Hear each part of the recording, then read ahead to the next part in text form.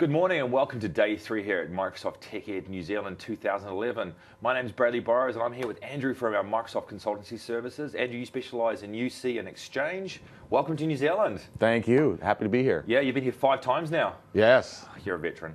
So you've been over here doing chats around a link. Correct. And obviously link's a very hot topic at the moment in the world. We're getting a lot of really good feedback around a link. For the people that are watching this, do you want to give them a quick 30-second 101 around what link is? Sure can. So approximately 10, 12 years ago or so, Microsoft wanted to enter the real-time communications business. We bought a company that did some SIP communications work out of Boston. That group we turned into something called Live Communication Server. Originally Exchange 2000 conferencing server, if you go back far enough. But we eventually spun that out because we realized that the real-time nature of those communications was significantly different than an email type platform, right? So that Exchange 2000 conferencing server became Live Communication Server, eventually became rebranded as Office Communication Server. At that point, we realized that we had the capability really to extend or augment that with more than just instant messaging, but the concept of conferencing and audio and video as well. And so we kind of made the decision to make you could say a 10 or 20 year investment into entering the voice platform. So we started shipping some voice capabilities with LCS 2005. We expanded upon that with the first release of OCS, or Office Communication Server. R2 added that again, and Link is the next generation of that product. We rebranded it to simplify the name from Office Communication Server 2007, R2 Enterprise Edition, right? To just go with Link. It's a simple from a server perspective, client perspective, and we feel that Link is essentially our voice conferencing, instant messaging, unified communications platform. We see as a PBX replacement, essentially. So it is going to be a full PBX replacement? Correct. Fantastic. Correct. Now, obviously, in the organisations now, it's got a soft phone that we all use within Microsoft ourselves.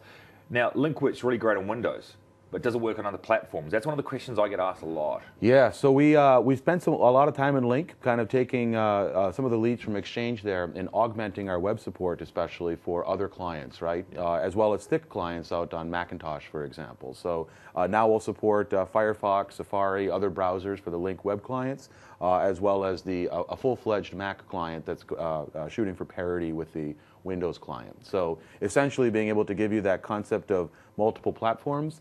We also have announced at TechEd this summer that we'll be releasing a mobile roadmap across all of the major mobile platform vendors. So, or not a mobile roadmap, but a mobile client, right? So later this year, we're expecting to have mobile clients out there with that capacity for signing in and working with Link. So it's really becoming a true cross-platform piece Correct.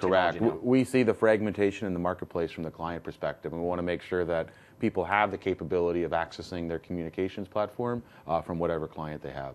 So what are some of the business values for organizations that are looking to use Link? Because one of the things I always hear is that Link's for those big enterprises, but now with Office 365, your small 5-user organizations can have it. So what are some of the key business values that people are getting out of Link at the moment? The biggest one typically is the return on investment from a conferencing perspective. We typically see customers, in some cases, a 3 or 6 month ROI for replacing their existing web conferencing tool, their audio conferencing bridge, where they might be paying per minute toll charges, for example, and other conferencing functionality.